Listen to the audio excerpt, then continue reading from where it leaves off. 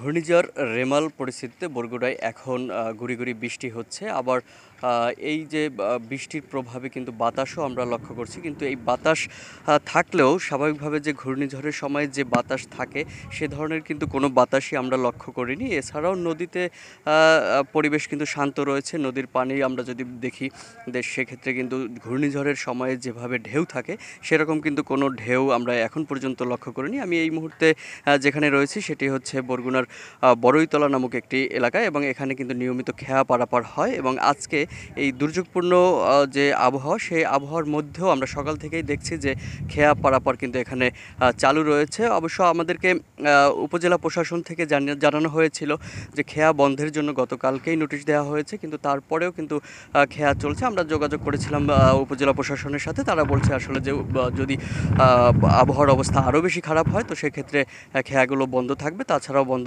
রাখারও নির্দেশ দেওয়া হবে।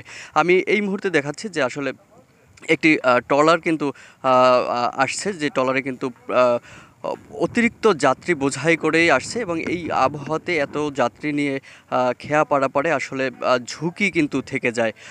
এই ঝুঁকির মধ্যেই কিন্তু মানুষ পার হচ্ছে।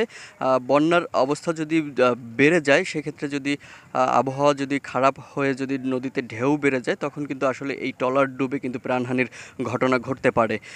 এছাড়াও আমি যদি একটু জানিয়ে রাখি যে বরগুনাতে ঘূর্ণিঝড় রেমাল মোকাবেলায় প্রশাসন থেকে কিন্তু সব ধরনেরই ব্যবস্থা গ্রহণ করা হয়েছে।